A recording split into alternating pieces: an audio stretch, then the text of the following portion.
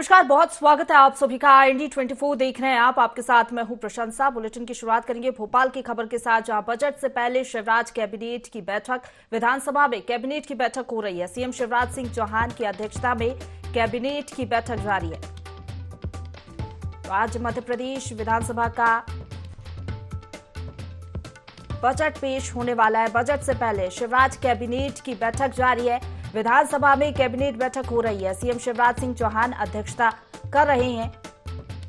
तो भोपाल से खबर बता रहे हैं, बजट से पहले शिवराज कैबिनेट की बैठक जारी है। विधानसभा में कैबिनेट की बैठक हो रही है। सीएम शिवराज सिंह चौहान कैबिनेट बैठक की अध्यक्षता कर रहे हैं। तो जिस तरीके से मध्य प्रदेश का बजट आज पेश होने जा रहा है, शिवराज सरकार का चुनाव से पहले ये आखिरी बजट होगा और इससे पहले कैबिनेट की बैठक जारी है।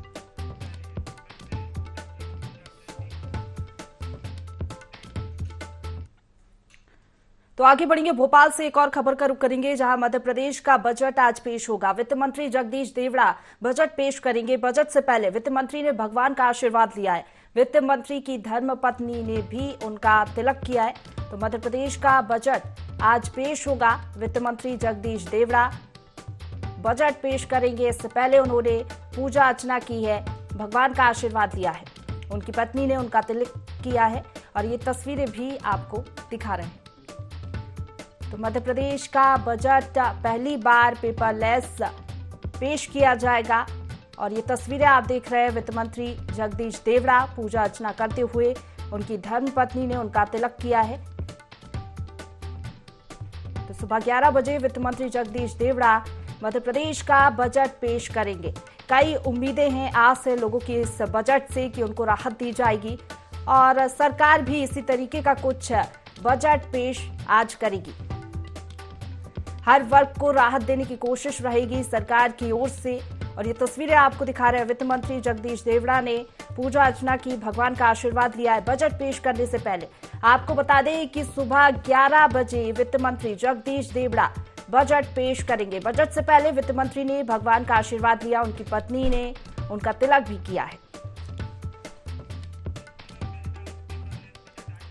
तो एमपी का पहला पेपरलेस बजट आज पेश होगा और वित्त मंत्री जगदीश देवड़ा ने आशीर्वाद लिया है भगवान का।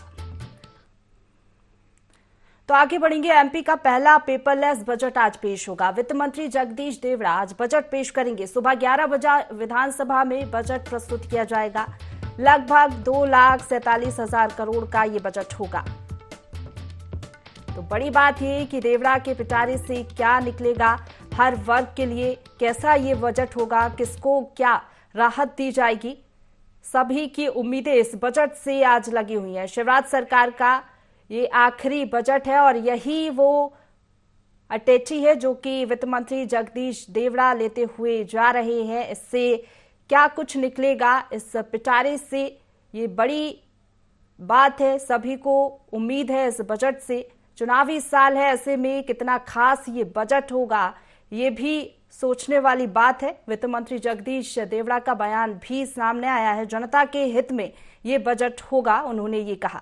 तो आज एमपी का बजट पेश होने जा रहा है। बजट में क्या कुछ खास रहेगा ये देखना होगा।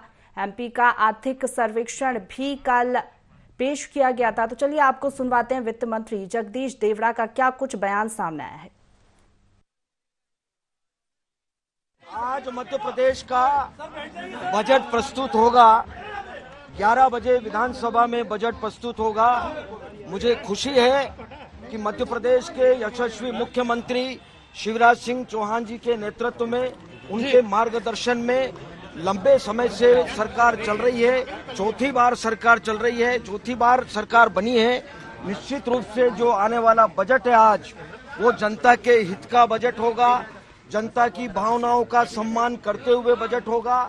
ये विकास का बजट होगा, जनहित का बजट होगा और सभी वर्गों का इसमें ध्यान रखा जाएगा। चाहे गांव, गरीब, किसान, मजदूर, महिलाएं, युवा, सब वर्गों का, बच्चों का, सब वर्गों का ध्यान रखा जाएगा। यह बजट आज सर्वस्पर्शी बजट होगा। निश्चित रूप से इस कार्यकाल का यह लास्ट बजट है विधानसभा में, तो निश्चित रूप से मैं कहता हूं कि यह प्रदेश के हित का बजट होगा। चुनाव कोई नया नहीं आ रहा है, चुनाव हमेशा आते हैं और बजट हमेशा प्रस्तुत होते हैं। हर वर्ष, हर वित्तीय वर्ष में बजट प्रस्तुत होता है। कभी भी भारतीय जनता पार्टी की सरकार ने केवल चुनाव को देखते हुए कभी बजट प्रस्तुत नहीं किया। लाडली बहना योजना माननीय मुख्यमंत्री जी ने 5 तारीख को उसकी शुरुआत करेंगे। अब इससे बड़ा कोई महिला सशक्तिकरण का उदाहरण नहीं हो सकता कि उनके खाते में 1000 रुपये हर माह जमा होंगे। यह सबसे बड़ी बात है और सबसे बड़ा उदाहरण है। कांग्रेस के बारे में मैं कुछ कहना नहीं चाहता, लेकिन याद कर लो, केवल एक शब्द कह के अपनी बात समाप्त कर रहा हूँ कि 10 साल दिग्विजय सिंह जी की सरकार रही। आपको पता है उस समय कर्जा लेकर के वेतन भत्ते देते थे, कर्जा लेकर के वेतन भत्ते देने का काम करते थे। कर्जा लेकर के भारतीय जनता पार्टी की सरकार ने कर्जा लिया। हम कह रहे कर्जा लिया। कौन सी सरकार ऐसी है प्रदेश राज्यों की सरकार देश में जो कर्जा नहीं लेती? कर्जा नियम प्रक्रिया के तहत लिया जाता है, सीमा में लिया जाता है, भारत सरकार की परमिशन से लिया जाता है, FRBM के नियम में लिया जाता है। और कर्जा लेकर के सड़कें बनाना, तालाब बनाना, स्टॉप डैम बनाना और विकास के डेवलपमेंट के काम करना, कर्जा लेकर के कोई कर्जा लेना बुरा नहीं, लेकिन कर्जा समय पर चुकाना चाहिए। कर्जा लेना कोई बुराई नहीं है, लेकिन बार बार इस विषय को कहना कर्जा है कर्जा, हम क्या, जनता भी पूरी मुस्कुराएगी, जनता संतुष्ट है और अपार स्नेह है। तो वित्त मंत्री जगदीश देवड़ा को सुन रहे थे आप, और बजट से पहले नगरीय प्रशासन मंत्री भूपेंद्र सिंह की भी प्रतिक्रिया सामने आई है। सुनवाते हैं आपको उन्होंने क्या कुछ कहा। ये मोदी सरकार का बजट बताया जा रहा है क्योंकि अंतिम बजट। देखिए, आज का जो बजट आएगा प्रदेश के विकास के लिए एक अपेक्षा से अच्छा बजट आएगा और एक ऐसा बजट आएगा जो निश्चित रूप से प्रदेश के विकास की दृष्टि से, समाज में सभी वर्गों के सशक्तिकरण की दृष्टि से ये बजट होगा, कुछ देर में आएगा। महिलाओं को ज्यादा ध्यान में रखकर जो है बजट तैयार किया गया है। यूथ की बात की जाए या कर्मचारी वर्ग हो, मध्यम वर्ग की बात की जाए, वो लग रहा है कोई नया बोझ या सरकार के बजट। देखिए, जब विकास होता है तो विकास से सभी वर्गों का विकास होता है। अगर लाडली बहना योजना शुरू होगी तो घर में अगर बहन के पास पैसा आएगा तो वो बच्चों के लिए तो करेगी, किसके लिए करेगी? तो विकास जो होता है वो सभी वर्गों का होता है। विकास से लाभ सभी वर्गों का होता है, किसी एक वर्ग का नहीं होता। अगर सड़क बनती है तो उसको सब चलता है। आर्थिक सर्वेक्षण भी कल पेश किए गए तो विपक्ष ने आरोप लगाए, बजट पेश होने से पहले भी आरोप लगा रहा है कि मध्य प्रदेश की जनता को किसी तरह का भी लाभ जो बजट से नहीं मिलने वाला। उनके समय जो विकास दर थी वो मात्र 4% के आसपास थी। हमारे समय जो विकास दर है वो 18+16 जो देश में सर्वाधिक है। तो उनको तो बोलने का अधिकार ही नहीं है। उनके समय तो मध्य प्रदेश बीमारू राज्य हो गया था। वो माननीय कमलनाथ जी की सरकार थी तो कहते थे हमारे पास पैसा ही नहीं है। तो वो क्या विकास की बात करेंगे? वो क्या आर्थिक, वो समझते नहीं आर्थिक सर्वेक्षण क्या होता है। प्रति व्यक्ति आय 1 लाख से ऊपर हो। तो नगरीय प्रशासन मंत्री भूपेंद्र सिंह को सुन रहे थे आप। वो यही कह रहे थे कि जनता के हित में ये बजट होगा और इस बार का बजट कैसा होगा, इसी पर हम चर्चा करेंगे। हमारे साथ 2 राजनीतिक मेहमान जुड़ गए। हमारे साथ कांग्रेस का पक्ष रखने के लिए रवि वर्मा जी जुड़ गए हैं, साथ ही साथ हमारे साथ बीजेपी नेता ब्रज गोपाल लोया जी जुड़ गए हैं और मध्य प्रदेश के वरिष्ठ पत्रकार देवदत्त दुबे जी हमारे साथ जुड़ गए हैं। आप तीनों का बहुत स्वागत है RND 24 में। सबसे पहले मैं ब्रज गोपाल जी आपके पास आना चाहूंगी। आप लोग आत्मनिर्भर मध्य प्रदेश की बात करते हैं, स्वर्णिम मध्य प्रदेश की बात करते हैं। इस विजन को ध्यान में रखते हुए, हर वर्ग को ध्यान में रखते हुए कैसा होगा इस बार का बजट?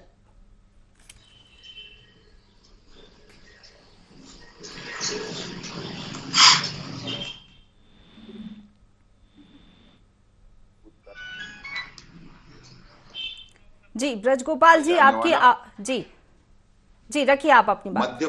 मध्य प्रदेश में जितनी भी बार भारतीय जनता पार्टी के नेतृत्व में शिवराज जी की सरकार में जितने भी बजट आए आप सबको उठा के, हर बजट मध्य प्रदेश की अर्थव्यवस्था को मजबूत करने वाला है, मध्य प्रदेश को आगे लेकर जाने वाला है। जिस आत्मनिर्भर मध्य प्रदेश की कल्पना की बात आप और हम सब सोच रहे हैं, उसकी दिशा में काम करने वाला है।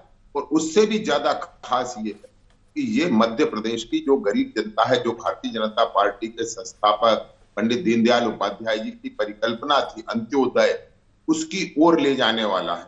तो अंत्योदय के लिए जो माध्यम है वो हमारे लिए बजट सबसे अच्छा माध्यम। तो अंत्योदय का जो काम होना है उसमें आज शायद हम समझते हैं कि लाडली बहना का एक और मील का पत्थर हासिल होगा कि मुख्यमंत्री कन्यादान योजना, उसके बाद लाडली लक्ष्मी योजना, यानी इस तरह की अनेक योजनाएं जो मध्य प्रदेश सरकार ने बनाई और उनके जो परिणाम आए उससे पूरे देश में अन्य राज्यों की सरकारें भी प्रभावित हुई और उन्होंने उसे एडॉप्ट करने का काम किया, उनके यहाँ से दल आए। मैं समझता हूं कि एक और बड़ा काम आज मध्य प्रदेश देश में शुरू होने वाला है जो लाडली बहना योजना है। और ये जो लाडली बहना योजना केवल मध्य प्रदेश की बहनों को तो मजबूत बनाएगी, उसके साथ साथ ये मध्य प्रदेश की अर्थव्यवस्था को भी एक बूस्टर देने का काम करेगा, क्योंकि जब बहनों के पास खर्चने पैसे होंगे तो निश्चित अर्थव्यवस्था भी एक नए मुकाम हासिल करेगी। तो जन कल्याण के काम और मध्य प्रदेश का विकास, इन दोनों के बीच का जो संतुलन है वो बनाकर करने का काम सरकार ने आज तक किया है और उम्मीद करते हैं कि आज भी आदरणीय जगदीश देवड़ा जी उस तरह का बजट लाएंगे जो मध्य प्रदेश की जनता को तो कल्याण करने वाला होगा, परंतु मध्य प्रदेश को विकास में आगे बढ़ाने वाला होगा। जिस स्वर्णिम मध्य प्रदेश की, जिस आत्मनिर्भर मध्य प्रदेश की हम कल्पना करते हैं, उसके लिए आज एक कदम और आगे बढ़ेगी। ठीक है, आपके पास लौटूंगी मैं। ब्रजगोपाल जी, रवि वर्मा जी के पास में जाना चाहूंगी। रवि जी, आप लोग तो ये कह रहे हैं कि कोई अपेक्षा ही नहीं है इस बार बजट से, चुनावी बजट होगा, तो क्या लग रहा है आपको? नहीं लग रहा कि कुछ राहत थोड़ी बहुत तो दी जाएगी जनता को? जी प्रशंसा जी, दरअसल मध्य प्रदेश की जो सरकार है लगातार मेरे मध्य प्रदेश के लोगों को कैसे कर्ज तले डुबोया जाए, कैसे उसे कर्ज का आदी बनाया जाए, इस सरकार की एक आदत हो चुकी है। उधार का कर्ज लेकर घी पीना इस भारतीय जनता पार्टी का एक कल्चर हो चुका है। क्योंकि मध्य प्रदेश के हम बजट, पूर्व बजट का अनुमान देखेंगे और आज, और जिस तरीके से कल सरकार ने जो आर्थिक सर्वेक्षण रिपोर्ट पेश की है, कल से ही सरकार ने धोखा देने का प्रयास जो चालू कर दिया था। मध्य प्रदेश की आर्थिक सर्वेक्षण रिपोर्ट जो 7% है उसे 16% केवल आंकड़ों की बाजीगरी के माध्यम से जो है दिखाने का काम किया। तो सरकार ने तो अपना संकल्प ही ले लिया है कि कैसे भी बस झूठ लाग लपेट करके प्रदेश की जनता को हमें गुमराह करना है। क्योंकि आज जिस तरीके से इनकी भत पिट रही है, लगातार इनकी विकास यात्राओं की भत पिट रही है, तो विकास तो कुछ किया नहीं है। अब सदन में कैसे मुंह छुपाया जाए, तो सदन में झूठी रिपोर्ट लेके आ गए। क्योंकि उनका जो सदन का जो एक सरकारी दस्तावेज है वो खुद कह रहा है कि मध्य प्रदेश की विकास जो आर्थिक सर्वेक्षण रिपोर्ट में 7% है, लेकिन इनके आला नेता प्रवक्ता 16% बताकर मध्य प्रदेश की जनता को गुमराह कर रहे हैं। तो मैं ऐसा मानता हूं, ऐसा समझता हूं कि बजट में भी जो है सरकार केवल झूठ के माध्यम से ही अपना चेहरा छुपाने की कोशिश करेगी। ठीक है, आपके पास लौटूंगी मैं। हमारे साथ वरिष्ठ पत्रकार देवदत्त दुबे जी भी जुड़े हुए हैं। देवदत्त सर, आपके पास मैं आना चाहूंगी। आप मध्य प्रदेश की राजनीति को तो बखूबी समझते ही हैं।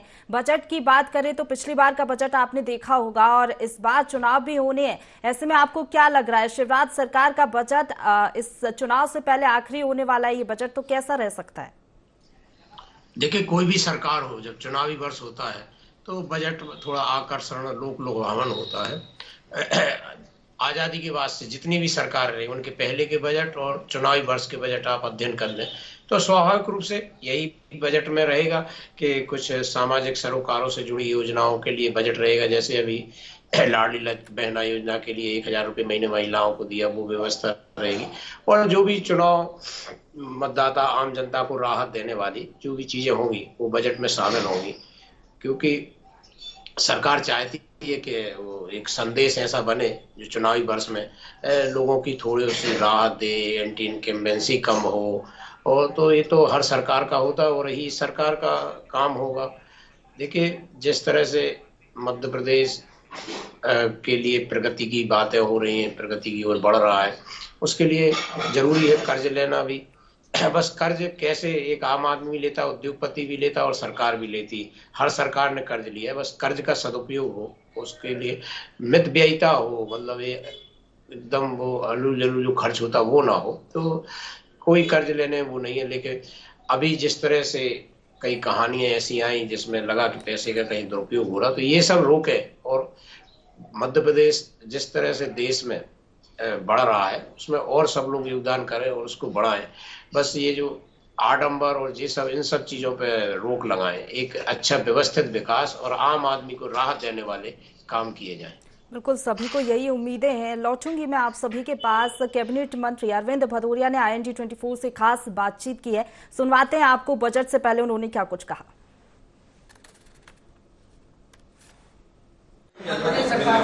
बजट में एक अद्भुत बजट वाला आएगा हमारे देश का गाली थी। अभी कैबिनेट में चर्चा होने वाली है, बजट के लिए कैबिनेट की बैठक है और बैठक में पूरी चर्चा होने के बाद मालूम पड़ेगा। पहले तो मध्य प्रदेश की बहुजन हिताएं बहुजन सुखाए का बजट होगा ये, और गरीब कल्याण के लिए अधिकतम जो हो सकता है उसका बजट होगा। लाडली बहना के लिए मध्य प्रदेश में हर माताओं बहनों के खाते में सीधे 1,000 रुपये डालने का वो सबका बजट होगा। ऐसे कई प्रकार की व्यवस्था होगी। राज्यपाल के अभिभाषण को भी झूठा बताया गया विपक्ष की तरफ से। आर्थिक सर्वेक्षण पेश हुआ, उस पर भी जिस तरह बजट पेश होने से पहले कह रहा है सरकार नहीं जनता को देने जा रही है, विपक्ष आरोप लगा। चलिए जाके भावना जैसी मेरे देखी था ये ऑलरेडी कांग्रेस के लोग झूठे लोग हैं।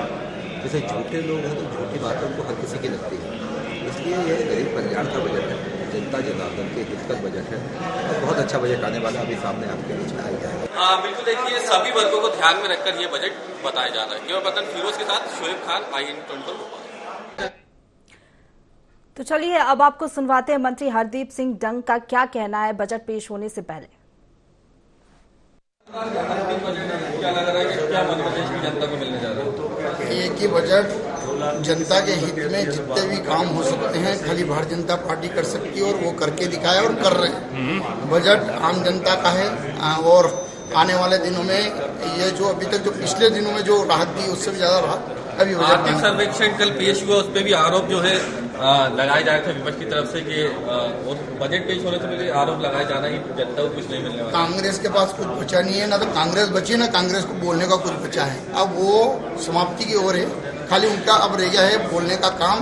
अब जो अभी बजट है सबसे बड़ी बात है लाडली बिटिया, और लाडली बिटिया के बदले लाडली बहना जो योजना आई है तो इसलिए उनका अब संतुलन बिगड़ चुका है। किसी तरह का नया कर, नया बोझ तो नहीं सरकार की तरफ से रहेगा। अभी देखिए, अभी आपको कुछ देर में मालूम पड़ जाएगा और बेहतरीन बजट आने।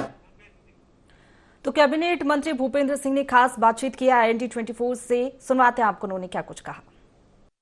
कुछ ही देर बाद सरकार की पोटली का पिटारा खुलेगा। क्या कुछ होगा इस बजट में, हमारे साथ बात करने के लिए मध्य प्रदेश सरकार के मंत्री भूपेंद्र सिंह जी हैं। सर, कुछ ही देर बाकी, अब जनता की उम्मीदों पर कितना खरा उतरने वाला है बजट? देखिए, कुछ ही देर में आप देखेंगे कि हम लोगों को अपेक्षा है कि जो बजट, जनता को जो अपेक्षा है वो बजट आएगा और ऐसा मीठा बजट आएगा, ऐसा बजट आएगा कि बजट आने के बाद जगह जगह लोग मिठाइयाँ खाएंगे। सर, आप कह रहे हैं मिठाइयाँ खाएंगे, और सरकार जो लाडली बहना योजना लेकर आई, कांग्रेस कह रही है कि सरकार 1,000 रुपये महीना देगी, हम 1,500 रुपये महीना देंगे। देखिए, वो तो किसानों को भी कह रहे थे कि हम 2 लाख रुपए देंगे, युवाओं को भी कह रहे थे 4,000 रुपये बेरोजगारी भत्ता देंगे। 927 घोषणाएं थी, एक भी घोषणा पूरी नहीं की। तो ये तो इनको मालूम है कि कुछ देना तो है नहीं है, सरकार में तो आना नहीं है, तो कुछ भी कह दो। ये तो 1,500 क्या, ये तो 5 लाख कह देंगे। इनको क्या लगता है? ये तो ये अच्छा है कि इनने 5 लाख नहीं कहा, ये तो कह देते कि हम एक महिला को 5 लाख देंगे। क्या लगता है? आप कह रहे हैं सरकार में नहीं आएंगे, पहले कहा कि भावी मुख्यमंत्री कमलनाथ, फिर कहा संभावी मुख्यमंत्री, अब मंत्री पद भी बांटना शुरू हो गए। कल जयवर्धन सिंह को कहा कि ये भावी वित्त मंत्री हैं, अगला बजट यही पेश करेंगे।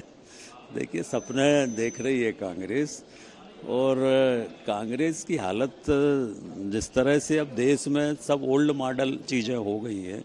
अब एक समय जो है वो एम्बेसडर गाड़ी बहुत चलती थी, अब ख़त्म हो गई। HMT घड़ी चलती थी, ख़त्म हो गई। तो अब कांग्रेस भी खत्म ही है। बहुत धन्यवाद। तो ये हमारे साथ मंत्री भूपेंद्र सिंह हैं, का यही कहना है कि कुछ ही देर बाद बजट आएगा और ये बजट बहुत अच्छा होगा, जनता की जो उम्मीदें हैं उस पर पूरी तरह से खरा उतरेगा। कैमरामैन राकेश श्रीवास्तव के साथ आमिर खान, IND24।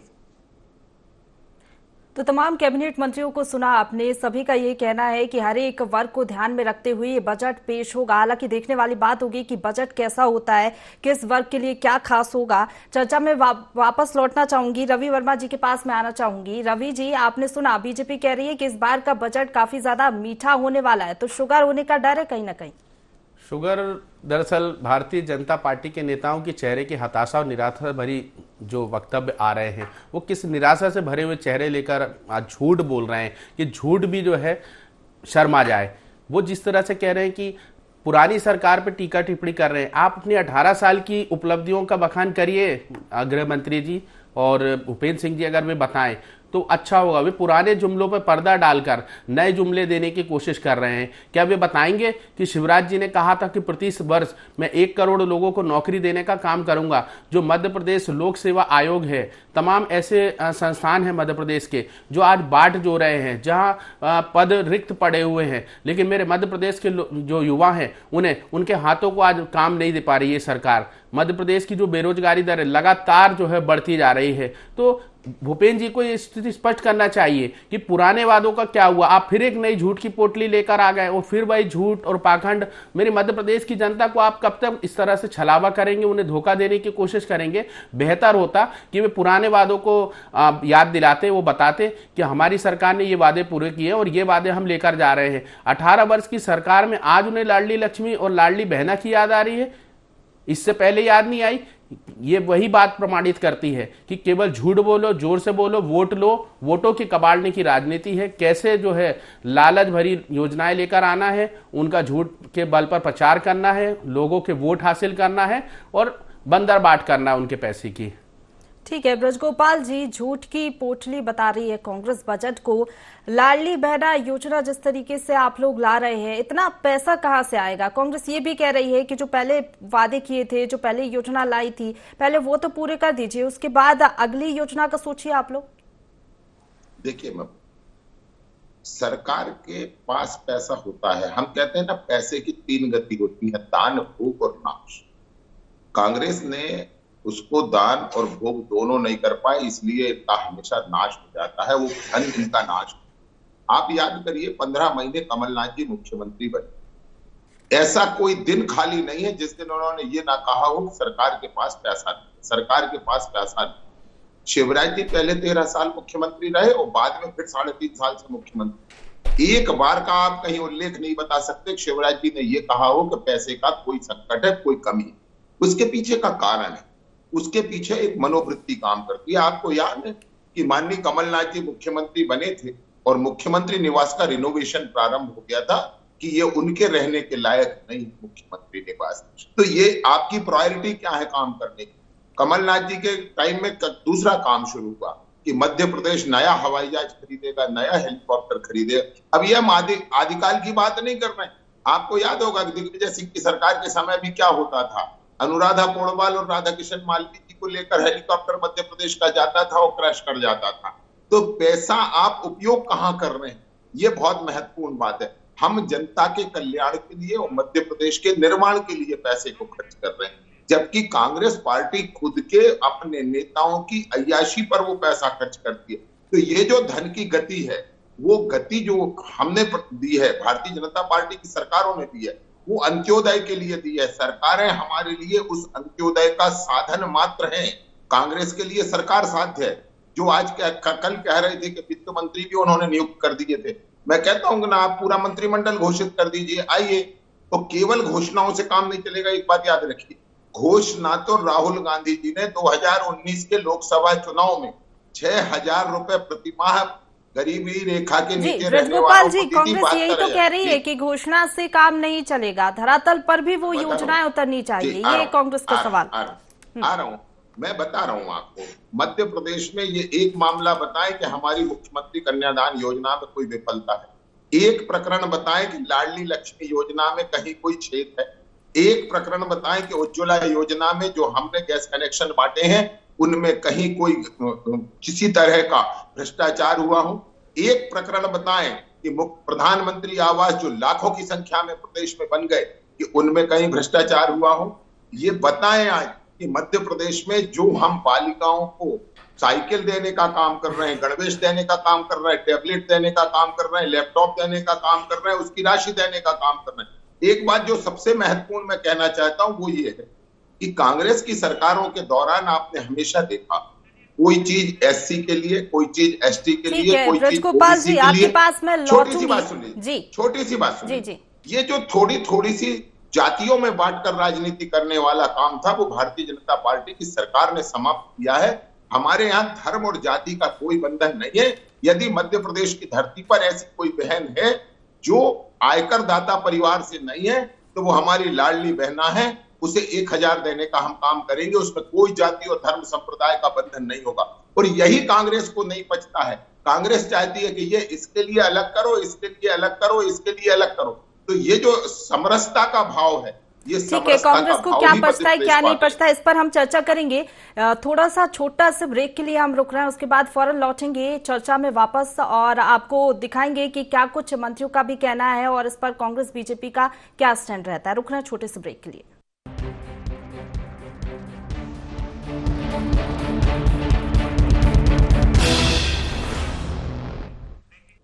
ब्रेक के बाद एक बार फिर स्वागत है आप सभी का। तो आज मध्य प्रदेश का बजट पेश होने वाला है। बजट पेश होने से पहले मुख्यमंत्री शिवराज सिंह चौहान की अध्यक्षता में कैबिनेट बैठक हुई, जिसमें बजट को लेकर चर्चा की गई। वित्त मंत्री जगदीश देवड़ा ने कहा कि सभी वर्ग को ध्यान में रखकर बजट तैयार किया गया है। इसके अलावा अन्य मंत्रियों ने भी प्रदेश की जनता के विकास का बजट बताया। बजट को लेकर वित्त मंत्री जगदीश देवड़ा से खास बातचीत की हमारे सहयोगी शोएब खान ने। मध्य प्रदेश सरकार का आज बजट पेश होने जा रहा है और आप देख सकते हैं जो वित्त मंत्री हैं वो जो बजट का पिटारा लेकर वो पहुंचे हैं। देश की जनता की भावनाओं का सम्मान करने वाला बजट होगा, विकास का बजट होगा और निश्चित रूप से गांव, गरीब, महिलाएं और सभी वर्गों का ध्यान रखा जाएगा। निश्चित रूप से मुझे लगता है कि सर्वस्पर्शी होगा। अब ये सब अभी मुश्किल से मुझे लगता है 2 घंटे 1.5 घंटे की बात है। आइए, स्वागत है आपका। महिला वर्ग को ज्यादा ध्यान में रखा है। बिल्कुल, मुझे लगता है कि पूरी भावना का सम्मान करेंगे। सर, महिलाओं के लिए रास्ता क्लियर करिए।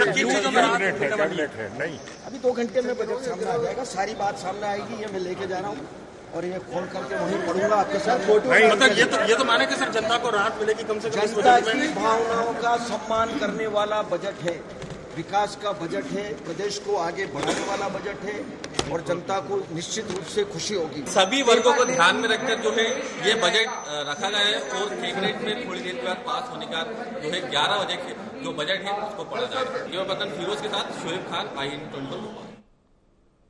तो अब आपको सुनवाते हैं मध्य प्रदेश के गृह एवं जेल मंत्री डॉक्टर नरोत्तम मिश्रा ने बजट को लेकर क्या कहा। मध्य प्रदेश के गृह मंत्री डॉक्टर नरोत्तम मिश्रा जी, बजट आने वाला कुछ उम्मीदों पर खरा उतरेगा? नहीं, बिल्कुल उम्मीदों पर खरा उतरेगा, क्यों नहीं उतरेगा। और बहुजन हिताय बहुजन सुखाय होगा, जन कल्याणकारी होगा ये बजट। और सरकार शिवराज सिंह जी की जनहित के मुद्दों को ध्यान में रखकर विकास यात्रा निकाली है, सभी की राय लेकर और जनता के हितों को ध्यान में रख के लाया जाएगा। फोकस किस पे है? महिला, युवा, गांव गरीब किसान पर, झुग्गी झोंपड़ी के इंसान पर फोकस। कांग्रेस पार्टी कह रही है कर्ज इतना ले लिया बजट से। अब कांग्रेस को तो यही कहना है। जब वो आए थे तब तो कहते थे खजाना खाली है और हमने आके इतना सारा विकास कर दिया सामने, वो नहीं देखेगा उनको। आलोचना करने के लिए आलोचना नहीं होनी चाहिए, आलोचना हमेशा गुण दोष के आधार पर होना चाहिए। कौन से स्वाद का समावेश है बजट में? सभी वर्गों का है, माता बहनों का है, किसानों का है, सभी। तो बीजेपी यही कह रही है कि बहुजन हिताय बहुजन सुखाय ये बजट होगा। अब हालांकि देखने वाली बात होगी, आधा घंटा ही बचा है, उसके बाद वित्त मंत्री जगदीश देवड़ा बजट पेश करेंगे मध्य प्रदेश का। चर्चा में मैं लौटूंगी, हमारे साथ मेहमान बने हुए हैं, देवदत्त सर के पास में आना चाहूंगी। देवदत्त जी, जिस तरीके से अभी हमने सुना तमाम कैबिनेट मंत्रियों को, मुख्यमंत्री लाडली बहना योजना का सभी ने जिक्र किया है, मास्टर स्ट्रोक क्योंकि ये योजना मानी भी जा रही है, आप किस तरीके से देखते हैं? देखिए, ये होता ही है कि जिसको मिलता है तो वो तो एक तरह से सब उसमें कहते हैं कि ये हमारे पक्ष में मामला है, क्योंकि ये जो योजना है ये बड़ी वैसी एक क्रांतिकारी। इसीलिए तो देखो आप कांग्रेस क्या कह रही है, हम 1500 रुपये महीने देंगे, उसको भी समझ में आया कि इस योजना से बहुत फर्क पड़ सकता है। तो ये तो आप देखें कि अब चुनावी वर्ष है तो अब कोई कसर नहीं छोड़ी जाएगी। मरता क्या ना करता की स्थिति है दोनों दलों की, डू एंड डाई, कैसे भी हमें सरकार बनाना है। आप देखें 2018 का जो परिणाम है और बाद के जो नगरीय निकाय पंचायती राज के परिणाम है, तो दोनों दलों की उम्मीदें बनी हुई हैं 2023 में। कांग्रेस जब 15 वर्षों के बाद 2018 में सरकार में आई तो उसकी ये उम्मीद फिर है कि जब हम तब आ सकते हैं तो अभी भी आ सकते हैं। और कुछ नगर निगम भी उसने जीत के कह दिया कि नहीं, हमारा जनाधार बढ़ रहा है। और बीजेपी तो तभी से इस पश्चाताप में आश्चर्यचकित है कि आखिर हमारी सरकार कैसे चली गई, हमने कहाँ चूक कर दी, टिकट वितरण में, प्रबंधन में कहाँ। तो वो तभी से लगी हुई है कि हमें इस बार कोई चूक नहीं करना है और 2023 में हमें फिर सरकार बनाना है।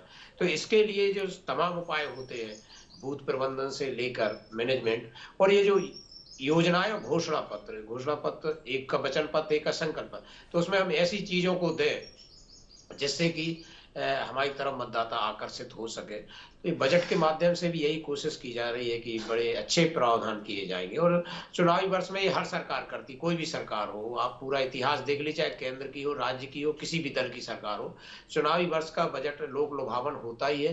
तो इस सरकार का भी होगा, लेकिन बड़ा कशमकश है क्योंकि अब तो पूरे देश में प्रतिस्पर्धा चल रही है, कौन क्या दे सकता है। अब तो जिस तरह से एक वो चली है प्रथा के हम अधिकतम दे सकते हैं, और दक्षिण भारत के राज्यों से जो शुरू हुआ कि हम निःशुल्क थाली देंगे, फिर दिल्ली में आप देखें राज्य की राजधानी में किस तरह से शुरू हुआ, और अब पंजाब में, और अभी जो 9 राज्यों के चुनाव में, और फिर लोकसभा के चुनाव में, ये जो देने का और फिर वोट लेने का सिलसिला है ये बहुत तेजी से चलेगा। लेकिन खाली इसी पे नहीं होता है, डिपेंड चुनाव बड़ा एक विज्ञान है, जो दल समझ जाए, जो नेता समझ जाए। क्योंकि ये कोई कहे कि हमारी बॉलिंग अच्छी है, मैच जीत जाएंगे, तो बैटिंग और फील्डिंग भी अच्छी करनी पड़ेगी। तो एक तरफ तो लोक लुभावन, एक आकर्षक चेहरा, आकर्षक हमारे मुद्दे हो, और दूसरा मैनेजमेंट हो, और जो एक सिनेरियो है वो पूरा सकारात्मक बने, तब जाके वोट मिलता है। और इसी कोशिशों में अब दोनों दल बहुत तेजी से एक्सीलेटर दबा दिए हैं दोनों दलों ने। आप देखेंगे कि एक तरफ आरोप प्रत्यारोप के दौर तेज होंगे, दूसरी तरफ ये घोषणा है, यदि इन्होंने तो सरकार में रहते कह दिया और जून से 1000 रुपए महीने देंगे, लेकिन कांग्रेस ने अब इसका काट क्या कर दी, तो उन्होंने कहा 1500 रुपए महीने देंगे हमारी सरकार में आने के बाद। तो अभी और ये चलेगा सिलसिला, और बड़ा तेज होगा। बिल्कुल आपने और सही कहा, जनता बहुत समझदार है, सब देखकर सोच समझकर ही वोट देती है। ब्रजगोपाल जी, तमाम चैलेंजेस भी हैं आप लोगों के पास, अगर देखें महंगाई, बेरोजगारी हो गई, इन सब के बीच पिछली बार हमने देखा था चाइल्ड बजट आप लोग लाए थे, इस बार कुछ युवाओं के लिए सुनने में आ रहा है कि कुछ खास होगा? नहीं, देखिए मैं आपसे युवाओं के लिए हमेशा खास, युवाओं की बेहतर जिंदगी बने उसके लिए निरंतर काम करना जो हमारी प्राथमिकता है वो हम करेंगे। एक कुछ बातें मगर अपन को वास्तविक करना चाहिए। वास्तविक बात यह है कि आप स्वयं याद करिए 2024 से पहले ना तो कभी इस देश में केंद्र की राजनीति में के केंद्र में कभी किसान नहीं रहा, कभी महिलाएं नहीं रही। ये भारतीय जनता पार्टी ने आके जो कुछ नैरेटिव सेट किए हुए थे लोगों ने, जो झूठ गढ़ा हुआ था, जो आज भी गढ़ने का प्रयत्न करते हैं, उस आधार पर राजनीति चल रही थी, उसी आधार पर योजनाएं बनती थी। जहां मेरी बात आधी छूट गई थी आपके ब्रेक के पहले कि जातियों में बांटकर होता था सब काम, हमने उसका केंद्र ही बदल दिया। जो बजट सेंसेक्स को प्रभावित करता था, जो बजट IMF के इशारों पर चलता था, आप याद करिएगा, वो समय याद है। परंतु आज बजट गांव, गरीब, मजदूर और किसान के लिए बनता है। आज उसमें अंत्योदय होता है, आज उसमें अंतिम व्यक्ति के कल्याण की चर्चा होती है, आज उसमें गरीब के उत्थान की चर्चा होती है, किसान की आय किस तरह दोगुनी होगी इस पर चर्चा होती है। 15 लाख करोड़ रुपए के MOU हुए हैं, वो किस तरह मध्य प्रदेश के युवाओं को रोजगार दे सकते हैं इस पर चर्चा होती है। हम महिलाओं को कैसे केंद्र में ला सकते हैं, पहले हमने आरक्षण देकर लाए, आज ये 1000 रुपए देकर लाएंगे। देखिए महिला सशक्तिकरण का जितना काम मध्य प्रदेश में हुआ है देश में कहीं नहीं हुआ, और इतिहास गवाह है कि जब जब महिला सक्षम होती है, उसके हाथ में पैसा होता है, परिवार एक सुरक्षा का भाव महसूस करता है। ये जो छोटी सी रकम है ये लोगों को नहीं समझ में आएगी, परंतु ये छोटी सी रकम से 1000 रुपए महीने से वो अपने बेटे की फीस दे सकती है, वो अपने घर में अपने धोने के कपड़े अपने हिस्से के एक वॉशिंग मशीन से धो सकती है, उसके किराने का जो बिल है उसको वो खर्च कर सकती है। ये उसमें एक नया आत्मविश्वास देगा, और केवल एक को नहीं देगा, वो पूरे परिवार को देगा। यदि एक घर में सास, बहू, देवरानी, जेठानी सब हैं तो वो घर अपने आप में सक्षम होगा। और ये गांव की जो अर्थव्यवस्था है, खासतौर से मैं आपसे फिर कह रहा हूँ, गांव और गरीब की जो अर्थव्यवस्था है उसको नया पुष्ट देने वाला होगा। जी, लेकिन कांग्रेस यही तो कह रही है कि पैसा कहां से आएगा, क्या विकास के पैसे में कटौती होगी? नहीं, कभी नहीं होगी। पहले मैं एक बात और बता दूं, कांग्रेस का ये रोना हमेशा चलता है। पहले 10 साल देखिए जैसे रोते चले गए 15 महीने कमलनाथ जी, ये हमेशा ये कहते हैं कि पैसा नहीं है, और परंतु मैं आपसे फिर कहता हूं कि पैसा होता है, आप उसका दुरुपयोग करते हैं, आप उसका सदुपयोग करिए ना। हम सदुपयोग करते हैं पैसे की। हमने ठीक है, मतलब आप कह रहे हैं कि सदुपयोग हो रहा है। बहुत देर से वेट कर रहे हैं रवि वर्मा जी, उनका भी जरा मैं रुक कर लेती हूँ। रवि जी, सदुपयोग होता है पैसों का, सुना आपने पूरी बात, ब्रजगोपाल जी को भी सुना, क्या कहेंगे आप? जी, मैंने बड़ी धैर्यता से सुना और उनके उपयोग और सदुपयोग और दुरुपयोग के हर बात को और हर गड़बड़ घोटाले के हर झूठ का जवाब इस मंच से दिया जाएगा। प्रशंसा जी वो बड़ी ही तमाम तरह की बातें कर रहे हैं कि उन्होंने कहा था अपनी चर्चा के दौरान अभी कि प्रधानमंत्री आवास से जुड़े हुए घोटाले की अगर कोई एक उदाहरण हो तो बताएं। तो उनकी खुद भारतीय जनता पार्टी के जो नेता हैं दीपक जोशी जी, जो लगातार प्रधानमंत्री आवास में उनके क्षेत्र में जो गड़बड़ घोटाले हुए या मध्य प्रदेश में व्यापक रूप में जो घोटाले हुए हैं, लगातार वो प्रधानमंत्री को चिट्ठी लिख रहे हैं, केंद्र की सरकारों को चिट्ठी लिख रहे हैं, प्रेस वार्ता तक कर रहे हैं। तो ब्रजगोपाल लोहिया जी लगातार जो झूठ के माध्यम से अपने भारतीय जनता पार्टी को काले चेहरे को छुपाने का प्रयास कर रहे हैं। लोहिया जी मैं नहीं, मेरा निवेदन ये था कि आप स्वयं नाम लें। नहीं स्वयं नाम लें, मैं आपको डिस्टर्ब नहीं कर रहा, आपको जो कहना है वो कहें। नहीं, परंतु प्रधानमंत्री आपको चुनौती दी है मैंने, और आपको दी है, आप दीपक जोशी जी के कंधे पर बंदूक ना रखें। मैं ये कह रहा हूँ, ये बजट पर चर्चा है रवि वर्मा जी, बड़ी स्पष्ट चर्चा करिए। ये मध्य प्रदेश का भविष्य है, 1 साल इसके आधार पर मध्य प्रदेश चलने वाला है। तो इसमें बेहतर, मैं तो आपसे कहूंगा कि बेहतर होगा कि आप खुद कुछ मुद्दे लाएं, कुछ मुद्दों पर चर्चा करें। मैं इसका प्रशंसा जी सेशन तो मैं बात करूं, क्योंकि वो प्रधानमंत्री आवास की काफी दुआएं दे रहे थे। नहीं, प्रधानमंत्री आवास की दुआएं दे रहे थे, तो प्रधानमंत्री आवास का मुझे खंडन तो करना होगा ना। मैं अपनी पार्टी का पक्ष रखूंगा। ये ब्रजगोपाल लोहिया जी, ये भारतीय जनता पार्टी का मंच नहीं है, इस तरह की फुहड़ता आपकी बर्दाश्त नहीं की जाएगी। ठीक है, अगर ये समझ रहे हैं कि ये आपका मंच है तो मंच आपका भी नहीं है। मंच आपका नहीं है, यहाँ बोलने का अधिकार सबका है। आप इस तरह की चर्चा करेंगे तो आपके हर झूठ का जवाब इसी तेजी के साथ दिया जाएगा। आप झूठ पर झूठ बोलेंगे और आपकी झूठ को भारतीय जनता पार्टी के नेता नहीं है यहाँ जो आपकी झूठ को सुनेंगे। आप इस तरह की डिबेट करके डिबेट का स्तर गिरा रहे हैं। नहीं, कोई नहीं गिरा रहा है। किस तरह की बातें करके आप स्तर अपना गिरा रहे हैं, डिबेट का गिरा रहे हैं, अपनी पार्टी का गिरा रहे हैं। यहाँ दीपक अरे स्तर हो कुछ भाजपा का, तब तो वो चर्चा करेंगे ना। जिनका स्तर ही नहीं है तो वो चर्चा क्या करेंगे? आप तो भारतीय जनता पार्टी के असली चेहरे को यही उजागर कर रहे हैं। हम लोगों का तो छोटा स्तर है, हम तो छोटे लोग हैं। जितने बड़े बड़े लोग हैं, राजे महाराजे, उद्योगपति, वो तो सब आप लोग हो। हम तो बहुत छोटे लोग हैं, हमारा क्या स्तर होगा? और गाली बकिए हमें। जितना गाली ज्यादा बकेंगे, जितना कीचड़ ज्यादा मचाएंगे, उतना ज्यादा कमल खिलेगा। याद रखिए रवि वर्मा जी। चलिए ठीक है रवि वर्मा जी, आप अपनी बात पूरी कर लीजिए। धैर्यता के साथ और संयमता के साथ हम डिबेट को आगे बढ़ाएंगे। उन्होंने जो कहा, उनके हर झूठ को आज पर्दाफाश किया जाएगा। उन्होंने प्रधानमंत्री आवास की बात करी है कि एक गड़बड़ घोटाला हुआ है। दीपक जोशी जी लगातार सवाल उठा रहे हैं, लगातार शिवराज सरकार के काले चेहरे को उजागर कर रहे हैं। वे क्यों नहीं इस बात को स्वीकार करते हैं? केवल कसीदे करना, बहनें, माताओं बहनों की बात कर रहे हैं। लगातार जो इनकी विकास यात्रा थी, आज वो निकास यात्रा में परिवर्तित हो गई, क्योंकि माताएं लगातार पूछ रही है कि कमल का फूल मेरी इतनी बड़ी भूल कि जो सिलेंडर में 450 रुपए का खरीदती थी मनमोहन जी की सरकार में, आज 1100 रुपए का क्यों लेनी पड़ी? ये ऐसे छुपते हुए सवाल है जो लगातार भारतीय जनता पार्टी से पूछे जाएंगे, जिसकी तिलमिलाहट ब्रजगोपाल लोहिया जी के चेहरे पे देखी जा सकती है कि वे विपक्ष को अपना पक्ष भी नहीं रखने दे रहे हैं। वे तो सदन से लेकर और सड़कों तक उनका यही आचरण है। आज विपक्ष अगर किसी चीज की चर्चा करना चाहता है, सड़क पर प्रदर्शन करता है, तो ये झूठे मुकदमे लगाते हैं। सदन में हमारे नेता चर्चा करते हैं तो ये सदन से भाग जाते हैं। स्टूडियो में अगर कोई चर्चा करता है तो ये अपना आचरण इस तरीके का रखते हैं कि उसे चर्चा नहीं करने देते। तो ब्रजगोपाल लोहिया जी, आपको देखिए आपकी चर्चा में मैंने नहीं कहा, आपकी हर बात को सुना। इस तरीके से चर्चा नहीं होगी, नहीं इस तरह से चर्चा नहीं होगी। ब्रजगोपाल लोहिया जी, मैंने आपकी बात को पूरे तरीके सुना, आप मुझे अपनी बात रखने दें। आप इस तरह से बीच में इंटरेक्ट करके अगर सोच रहे हैं कि आप अपनी समसामयिक मुद्दों को रख लेंगे, तो मध्य प्रदेश की जनता देख रही है कि आप किस तरीके से अपने झूठों को छुपाने के लिए चर्चा भी नहीं करना देना चाहते हैं। देख रही है कि कांग्रेस के प्रवक्ता को बजट के बारे में कुछ नहीं मालूम, वो कहाँ। चलिए ठीक है, देवदत्त सर के पास में लौटना चाहूंगी। ब्रजगोपाल लोहिया जी के झूठ पर चर्चा करेंगे। जब विपक्ष जवाब देना चाह रहा है तो बीच में इंटरेक्ट करो। बजट पे किसको अध्ययन है और किसका अध्ययन नहीं है।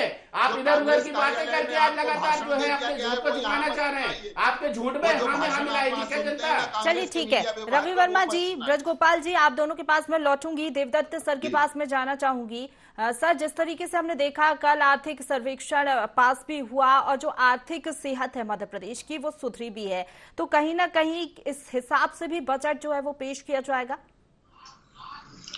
देखिए प्रशंसा जी, बजट मैंने पहले भी कई बार कह चुका है, बजट तो आएगा ही, लोक लुभावना आएगा, थोड़ा सा विकास उन्मुखी होगा, करों में राहत दी जाएगी, कोई अतिरिक्त बोझ नहीं लादा जाएगा, क्योंकि अब ये आखिरी बजट है और इसके बाद 23 का चुनाव है, फिर 24 में लोकसभा का चुनाव है। मध्य प्रदेश बढ़ता हुआ राज्य है देश में, तो उसके लिए तो ये सब चीजें बहुत जरूरी है कि अच्छा बजट आए जिससे वो गति निर्विवाद रूप से आगे चलती रहे। हम सब भी चाहेंगे, दोनों ही दलों के जनप्रतिनिधि हैं, आपस में भले एक दूसरे की आरोप प्रत्यारोप करें, लेकिन दोनों की इच्छा यही रहेगी, दिल में यही रहेगा कि हमारा प्रदेश बढ़े, हमारा देश में नंबर 1 हो। हमारी आपकी सबकी एक ही इच्छा है, बस उसके लिए ये कि माध्यम कभी कांग्रेस रही, कभी भाजपा रही, और ये बदलते रहेंगे, लेकिन उद्देश्य सबका एक ही है।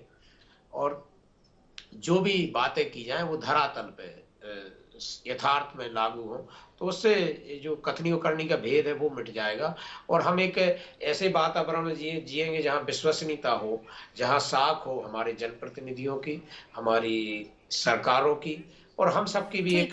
देवदत्त सर, आपके पास मैं लौटूंगी और रवि वर्मा और ब्रजगोपाल जी, आप दोनों के पास भी मैं लौटूंगी। रुक रही हूँ छोटे से ब्रेक के लिए, फौरन लौटेंगे।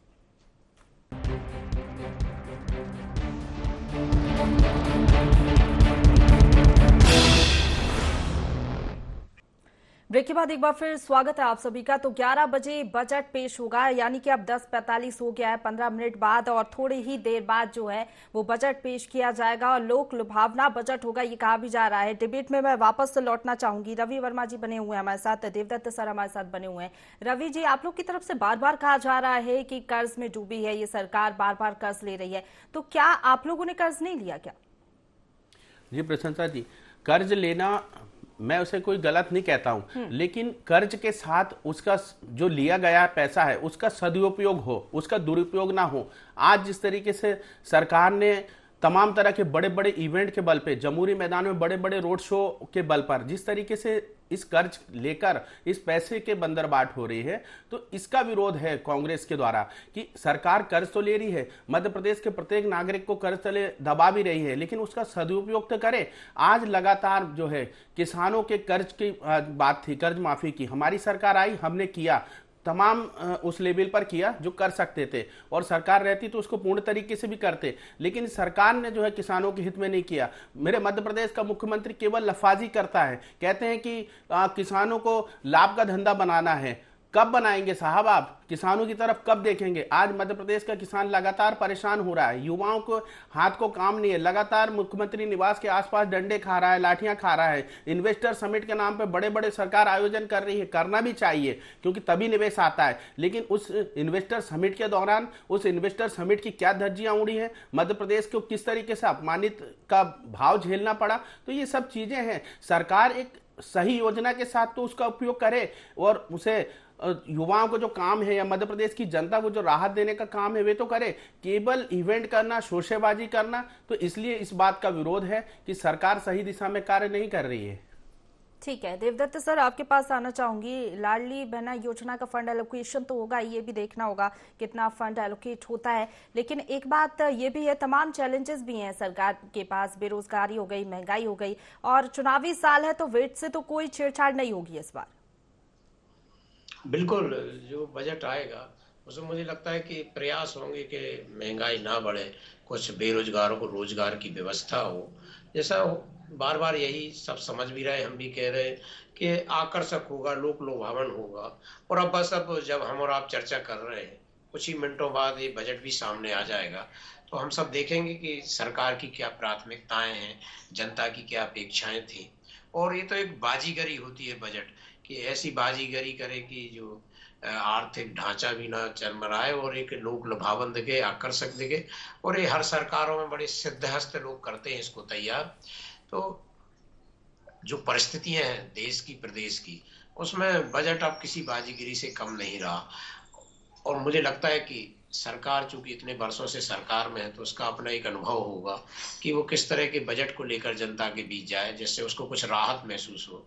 और कांग्रेस जो विपक्षी दल है पूरी कोशिश करेगी कि वो इस बजट में वो सब चीजें निकाले जो जनता के हित में नहीं है या जिसको होना चाहिए, या फिर वो कहेंगे कि हमारी सरकार आने के बाद हम ये करेंगे, क्योंकि वो एक विपक्ष का उत्तरदायित्व बड़ा होता है। तो वो इस सब पे नजर रखे हुए, और हम आप भी सब इसी पे चर्चा इसलिए भी कर रहे हैं कि इस बजट के माध्यम से हम प्रदेश की कुछ तस्वीर संवार सकें, कुछ अच्छा कर सके, उस लोगों में उम्मीदें जगा चुके।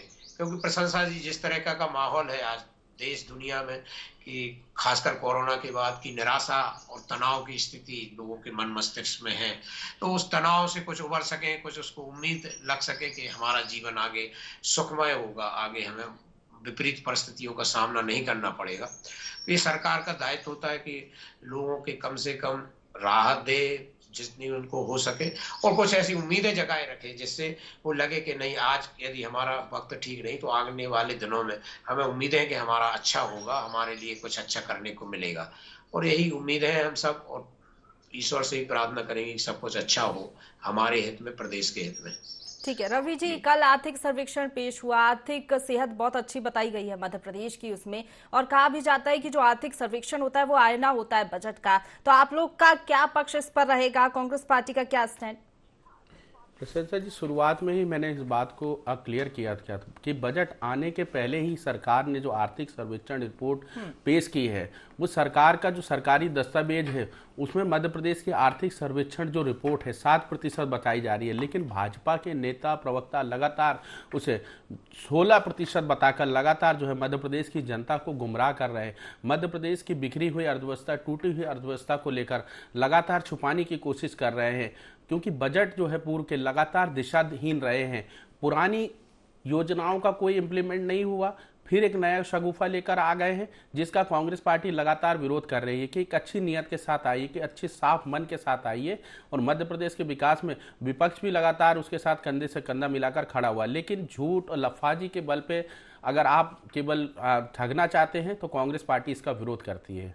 बिल्कुल, और एक बड़ी ही सुंदर बात देवदत्त सर ने कही थी कि भले ही कुछ भी हो, विपक्ष भी यही चाहता है, कोई भी दल हो, कि प्रदेश आगे बढ़े। जी देवदत्त काफी सीनियर पत्रकार हैं, बहुत कुछ सीखने को मिलता है और उनकी बात का पूरा सम्मान है। उसी बात को आगे बढ़ाते हुए मैंने कहा कि विपक्ष पूरे साथ खड़ा हो, लेकिन एक साफ मन के साथ आना होगा। 18 वर्ष से आज भी मध्य प्रदेश में जो पुरानी योजनाएं थी, स्मार्ट सिटी का क्या हुआ? मुख्यमंत्री ने तमाम गाँव को गोद लिया था, वो गाँव आज भी गोद में ही रह गए, वे गांव आज भी बड़े नहीं हुए। तो ये समसामयिक जो एक तार्किक सवाल है, यही तार्किक सवाल तो आज जो है इनकी यात्रा में मुसीबत बन गए। जनता पूछ रही है वो तार्किक सवाल, तो जो यात्रा थी जो निकास यात्रा में परिवर्तित हो गई भाजपा की। लोहिया जी नहीं है, नहीं तो मैं इस पर भी चर्चा करता। तो भाजपा को अपनी पहले गिरेवा में झांकना चाहिए और साफ नियत के साथ जनता के बीच आना होगा, नहीं तो जो नगर निगम में इनके परिणाम हुए हैं वो विधानसभा चुनाव में भी वही परिणाम आएंगे। मध्य प्रदेश की जनता ने क्योंकि मन बना लिया है कि अब और बर्दाश्त नहीं करेंगे इस तरह की झूठ। ठीक है, आप लोग तो कह भी चुके हैं कि अगला बजट जो है कांग्रेस सरकार ही पेश करेगी। निश्चित तौर पर पेश करेंगे, क्योंकि हमें जनता ने जिस तरीके का जनादेश दिया है और जनता आज जिस तरीके से माननीय कमलनाथ जी के साथ, कांग्रेस के छोटे छोटे हम जैसे कार्यकर्ताओं के साथ जिस तरीके से आज खड़ी हो चुकी है, ये बात भरोसा दिलाती है कि मध्य प्रदेश की जनता ने जो है निश्चय कर लिया है कि अब इस तरह की सरकार को बर्दाश्त नहीं किया जाएगा। एक और आपका रिएक्शन लेना चाहूंगी रवि जी, आप लोग ये कह रहे हैं कि कोई उम्मीद नहीं है, कुछ भी खास इस बजट में नहीं होने वाला है, पहले का ही बजट कॉपी कर दिया जाएगा, तो क्या थोड़ी बहुत भी एक्सपेक्टेशन नहीं है? कांग्रेस पार्टी को ऐसा क्यों लग रहा है? क्योंकि चुनावी साल है, कुछ ना कुछ तो बेहतर होगा। जी, ये चुनावी साल में चला चली की बेला में कैसे मध्य प्रदेश के लोगों को गुमराह किया जाए, कैसे कलाकारी की राजनीति शिवराज जी करते हैं, क्योंकि करने में बहुत अंतर होता है। पूर्व के जो बजट है वो लगातार दिशाहीन रहे हैं, मेरे मध्य प्रदेश के लोगों को एक अच्छी दिशा नहीं दे पाए हैं, मेरे बहनों की हालत जो है सुधर नहीं पाई, महंगाई से कोई निजात नहीं मिली है उन्हें। पेट्रोल पे जो सरकार का जो एक टैक्स होता है उस टैक्स को अगर ये कम करते तो कुछ राहत मिलती। उस पर भी कोई पुराने बजट में इन्होंने नहीं किया, तो इस नए बजट से उम्मीद होते हुए नहीं दिखती है।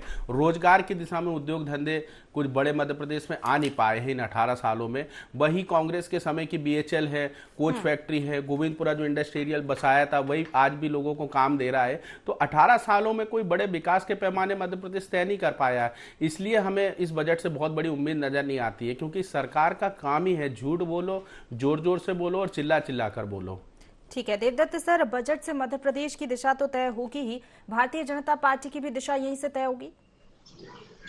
देख, केवल एक कारण नहीं होता किसी पार्टी को, अन्यथा तो कुछ करती ही नहीं सरकारें या पार्टियां, केवल बजट ऐसा पेश कर देती और उसी से हो जाता। लेकिन हाँ, थोड़ा सा सरकार की मंशा जाहिर होती है कि वो किस दिशा में जाना चाहती। और चूंकि भारतीय जनता पार्टी लगातार इतने वर्षों से सरकार में है, तो उसको इस बजट से कोई फर्क नहीं पड़ता, उसका तो पूरा मूल्यांकन होगा एक एक गतिविधि का इतने वर्षों की। लेकिन ठीक है कि अच्छा बजट देंगे तो एक सकारात्मक वातावरण सदन के बाहर बनेगा जो उनके लिए सकारात्मक हो सकता है। लेकिन केवल एक हम बजट से आधार कहा सकारात्मक हो सकता है, सभी को यही उम्मीदें हैं। इसी के साथ मैं चर्चा को यही समाप्त करना चाहूंगी। आप दोनों का बहुत शुक्रिया हमारे साथ जुड़ने के लिए। तो जिस तरीके से सभी की ये उम्मीदें हैं कि ये जो बजट होने वाला है वो काफी ज्यादा खास रहने वाला है, क्योंकि चुनावी साल है। ऐसे में अब देखने वाली बात होगी कि सरकार लोक लुभावना बजट किस तरीके से पेश करती है, किस वर्ग को क्या दिया जाता है। और लगभग 11 बजे का समय होने भी वाला है। थोड़ी देर में वित्त मंत्री जगदीश देवड़ा बजट पेश करेंगे भी। इसी के साथ फिलहाल इतना ही। आप बने रहिए ND24 के साथ।